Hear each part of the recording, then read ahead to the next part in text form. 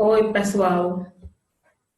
Vamos lá, né? Olha, terminamos o conteúdo da segunda unidade, né? E hoje vamos dar início a umas revisões até que, né, voltem às aulas presenciais.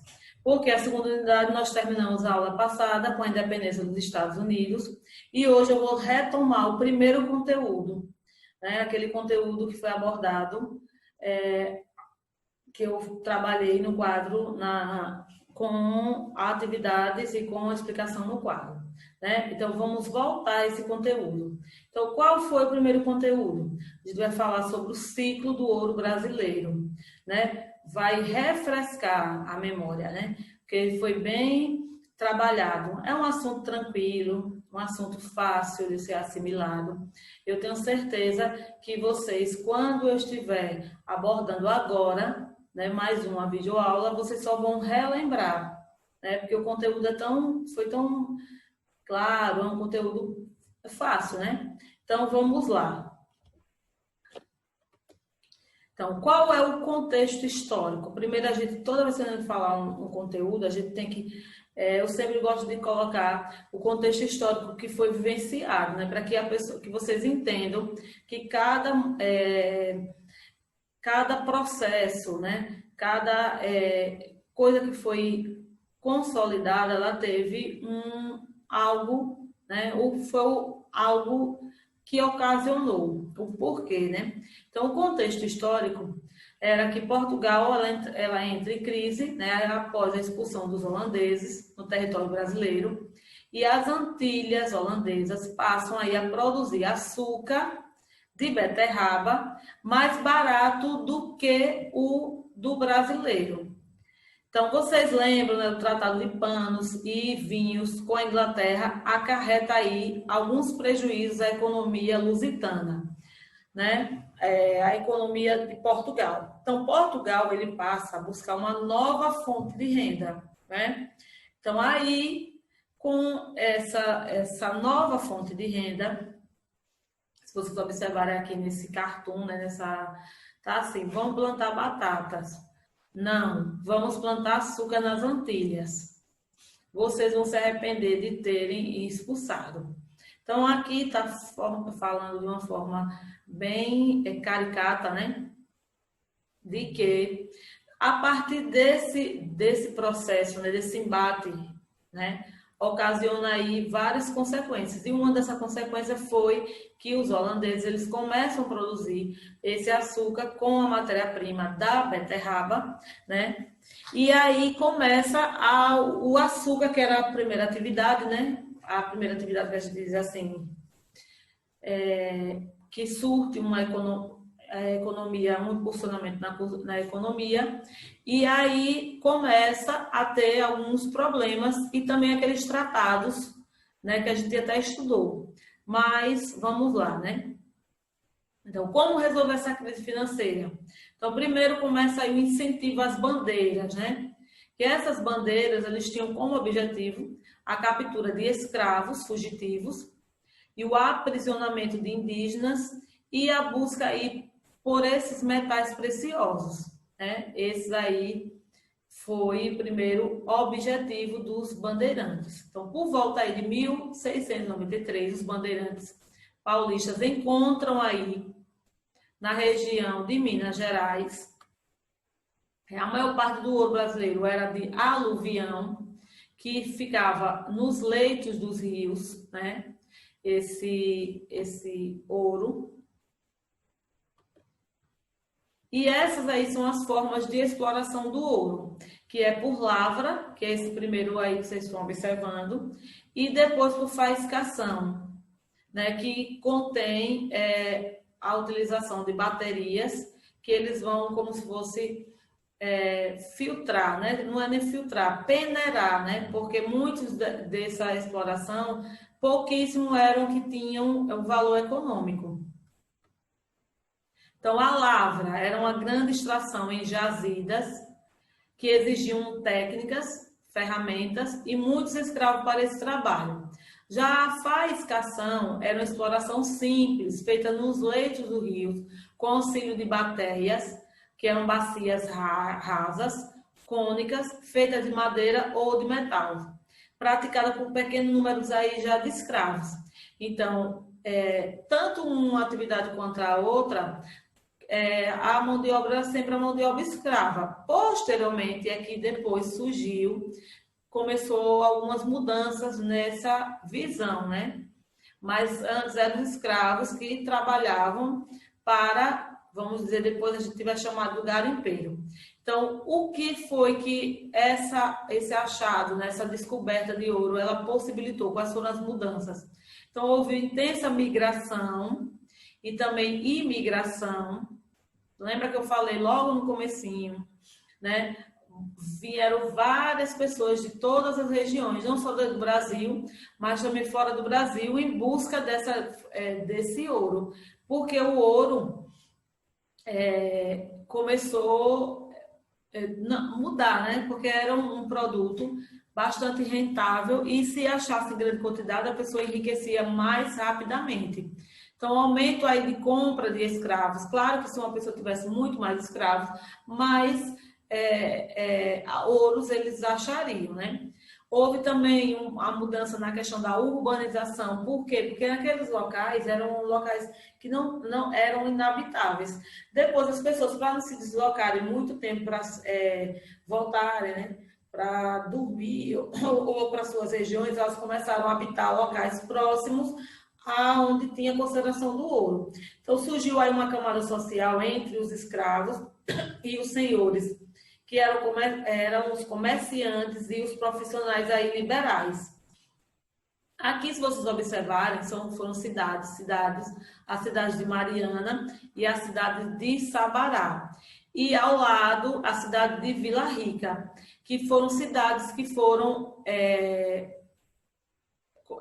começou a surgir essa cidade a partir desse ciclo do ouro. Então, o caminho percorrido pela busca do ouro originou estradas e ligações importantes para aí a ampliação do território da colônia. O caminho do ouro, né, até o porto do Rio de Janeiro. Então, todos esses locais aí, né, que vocês observam aí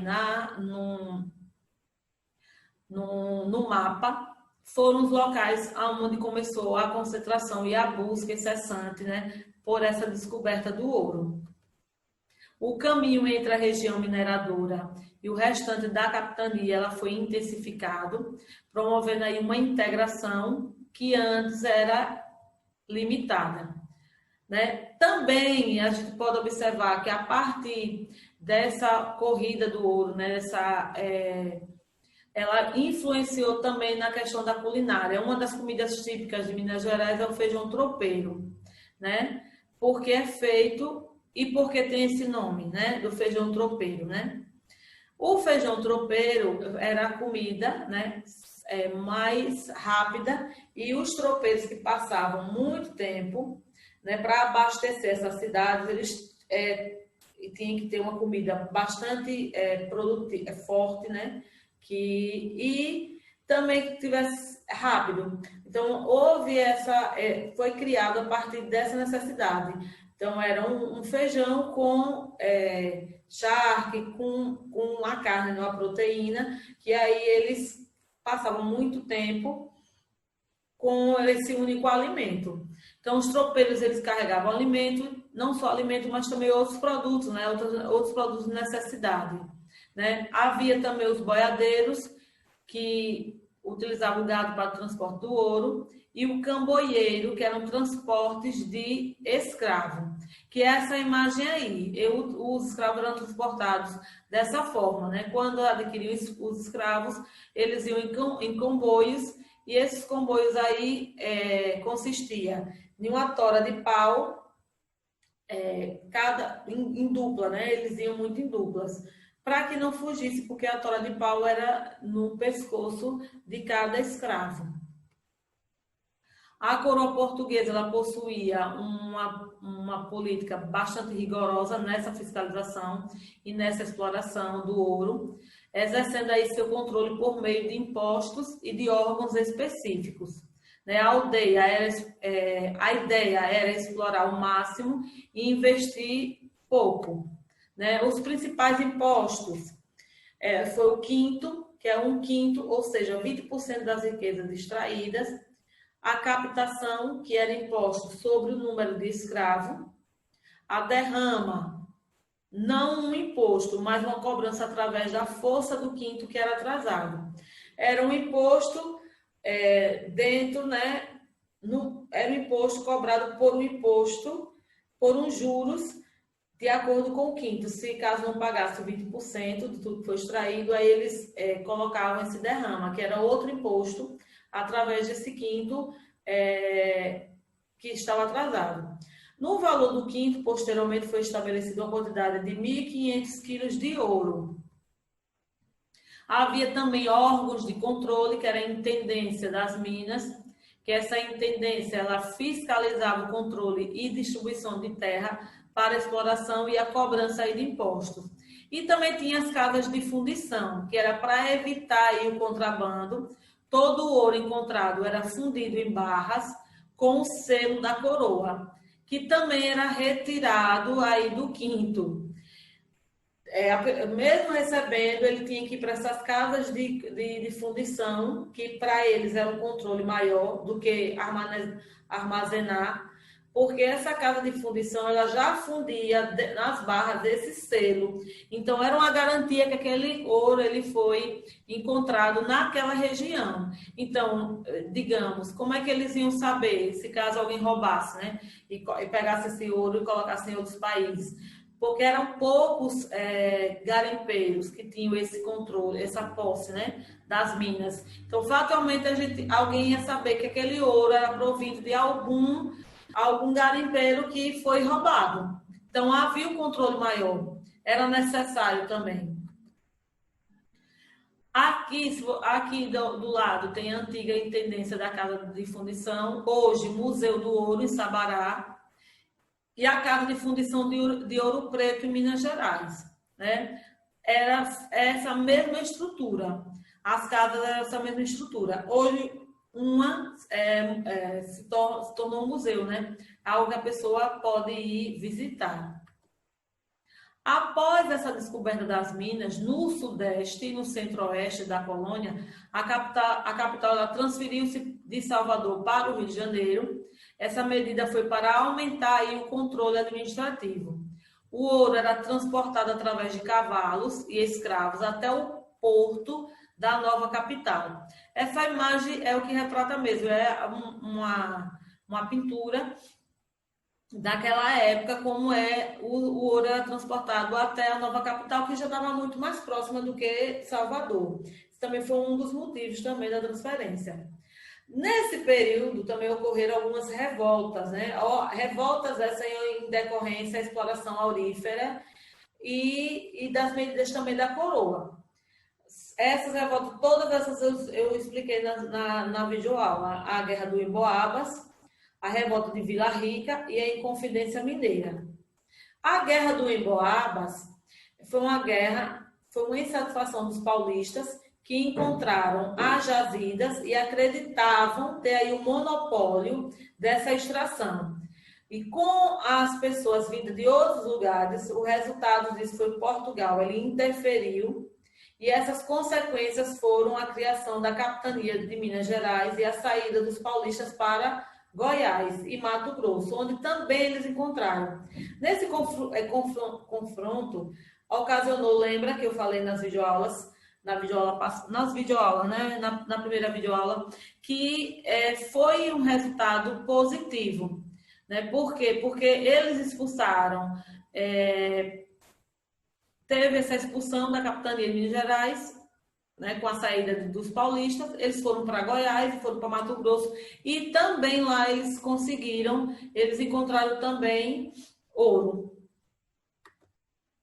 A revolta de Vila Rica foi uma reação contra a criação das casas de fundição, que foi liderado por Felipe dos Santos, e o resultado disso foi um movimento que foi sufocado pelas tropas reais, e o seu líder foi condenado, executado e esquartejado.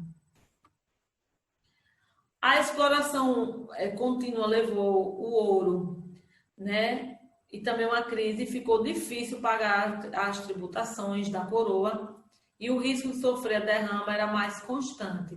Além dessas questões, a proibição de manufaturas e a crescente dívida com Portugal motivaram aí a elite e a pensadores a organizarem um movimento contra essa política e a favor da independência, né, a Inconfidência Mineira. Aqui é um símbolo da Inconfidência Mineira, que hoje se tornou, né, a bandeira de Minas Gerais, né? A insatisfação dos mineiros com a exploração da metrópole fez brotar aí o sentimento aí de liberdade e independência. Essa bandeira, libertas quase time, ou seja, liberdade quase sempre que tardia, ela traz também alguns elementos dos ideais iluministas, né? De liberdade, de independência, de igualdade, que naquele período já não tinha mais. Então, essa foi uma resposta, uma insatisfação dos mineiros com essa exploração que ocorria, né? O movimento ele foi realizado por elementos da elite intelectual, a economia da Vila Rica, movido pelas ideias de liberdade autônoma, e o movimento ele foi reprimido violentamente, sendo os principais líderes presos e degradados. Enquanto Tiradentes ele foi enforcado para servir de exemplo, né? Além de Tiradentes, tinham intelectuais, tinham pessoas formadores de opinião, mas Tiradentes ele foi enforcado, né? Também não só enforcado, esquartejado. A consequência dessa mineração no Brasil foi várias, né? A gente pode citar a expansão territorial. Lembra que não existia esses territórios, não existia a cidade de Goiás, em Mato Grosso, com a expulsão. Eles começam a habitar, então há aí uma expansão territorial. O crescimento populacional em torno desses locais que foi enorme. O desenvolvimento do comércio interno. Como foi esse desenvolvimento do comércio interno? Só para vocês lembrarem, a atividade que foram surgindo, outros tipos de profissões, né? Os tropeiros, atividades ambulantes, as pessoas que vinham para abastecer o local interno, a localidade interna, com produtos que não tinham, porque as regiões eram de difícil acesso. Eram regiões com muita gruta, muita região montanhosa. E a transferência também do polo econômico-social para o interior. Também outro ponto importantíssimo foi a transferência da capital para o Rio de Janeiro, isso em 1763. Surgimento também das cidades, que eu já coloquei aqui, algumas cidades, Mariana, a cidade de Vila Rica, a própria Minas Gerais em si, né, que não é uma cidade que se constitui agora um estado. Surgimento também, a criação das capitanias de Minas Gerais, que não tinha, né? Então, essa aí foi o resumo do conteúdo, o primeiro conteúdo, né? A revisãozinha, tá certo? Eu espero que vocês tenham relembrado, né? Porque já ficou, nas primeiras videoaulas já foi bem claro, né? Porque eu acho que eu dividi esse conteúdo em uns 3 videoaulas, né? Na questão de como era a sociedade, depois eu coloquei como foi realmente a exploração do ouro, e eu coloquei também as revoltas que foram importantes, cada uma independente em videoaulas, né? Então, só para reforçar a vocês, essas videoaulas eu vou começar a pedir atividades do livro dos primeiros capítulos. Por quê? Porque só para lembrar vocês, para que vocês não fiquem pensando que eu estou endoidando, né? As primeiras videoaulas, né? Todo mundo foi pego de surpresa, óbvio. A gente não tinha dimensão de quanto tempo ia durar. Eu mesmo creio que eu achava que seria uma semana só. Então, eu comecei a colocar atividades de questionário, atividades que foram elaboradas para que vocês respondessem, né? E essas atividades do livro, do início, né, ficaram sem ter resposta, eu não coloquei. Então, quando for a próxima semana, eu vou começar a colocar as atividades do livro, do início do livro, que elas não foram respondidas, tá certo? Para que você diga, professora, já passou? Não passei. Que eu passei. Quando eu passei esse conteúdo, eu especifiquei em revisão ou em questionários. Questionários, atividades escritos. Aí vocês vão fazer agora as atividades anterior que não foi respondida. Viu? Porque a gente concluiu a segunda unidade e a gente agora vai voltar e fazer revisõezinhas. Tá certo? Então, eu deixei uma atividade que foi da página 57 do livro. Peguem o livro para que vocês façam a correção dessa atividade, tá certo? Então, a atividade é referente à videoaula passada. Foi isso? Que tem 3 questões. A primeira questão é a diferença entre a forma de colonização das 13 colônias inglesas na América ajuda a entender o movimento de independência. Compare os tipos de colônias estabelecidos no norte e no sul dos Estados Unidos. Então, as colônias do norte, elas eram dedicadas às manufaturas, pecuária e a pequena lavoura. Com esse tipo de economia, eles tinham pouca dependência em relação à metrópole. Já as colônias do sul, com base nos latifúndios, no trabalho escravo, eles forneciam produtos agrícolas para o mercado europeu, ampliando as relações, né, com a metrópole. A colônia do norte tornaram-se concorrentes da produção inglesa e para a burguesia inglesa era conveniente, né, que essa concorrência fosse eliminada e as colônias funcionassem segundo os interesses da metrópole. Por isso, os ingleses tentaram proibir várias atividades vitais para a economia dos colonos. Aí houve a rebelião das colônias, que foi uma reação a essa medida. Tá certo? Resposta da primeira. Da segunda questão, justifica a interferência da França na luta da independência das colônias inglesas na América do Norte. A França, ela prestou uma ajuda militar aos colonos americanos na luta da independência contra o exército inglês. Com o apoio, esse apoio ele foi tão decisivo para as vidas dos colonos americanos. O apoio da França nessa guerra se explica pela tradição da rivalidade que ela tinha com a Inglaterra. Então, não foi também, foi uma questão de apoiar algo assim amistoso, não. Eles também, era como se fosse um troco que eles estavam dando aos ingleses. Na terceira questão, leia o texto a seguir. Quando, no curso dos acontecimentos humanos, se torna necessário um povo dissolver laços políticos que o ligaram ao outro e assumir entre os poderes da terra posição, igualdade e separada, a que lhes dão direito às leis da natureza e às Deus da natureza, ao respeito digno às opiniões do homem, exige que se declarem as causas que os levaram a essa separação. Considerando essas verdades como evidentes por si mesma, que todos os homens foram criados iguais, foram dotados pelo Criador de certos direitos inalienáveis, que entre eles estão a vida, a liberdade e a busca da felicidade, que a fim de assegurar esses direitos, governos são instituídos entre homens, derivando seus justos poderes do consentimento dos governadores, que qualquer forma de governo se torne destrutiva a tais fins. Cabe ao povo, ao direito de alterá-lo e aboli-lo e instituí-lo um novo governo, baseando em tais princípios e organizando-se o poder pela forma de que lhe pareça mais conveniente para realizar e assegurar a felicidade. Identifica as características do pensamento iluminista nesse texto. Então, né?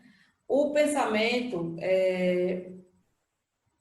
pode-se distinguir o governo, os valores do liberalismo, como função política do Estado, de proporcionar bem-estar e responder aos anseios de seus cidadãos em defesa da vida, da liberdade e da felicidade.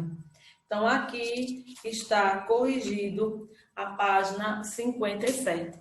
Então, só lembrando, na próxima videoaula a gente vai dar continuidade às revisões das atividades que já foram apresentadas aqui, viu? Tá certo? Então, estudem direitinho, né? Foco e até a próxima videoaula.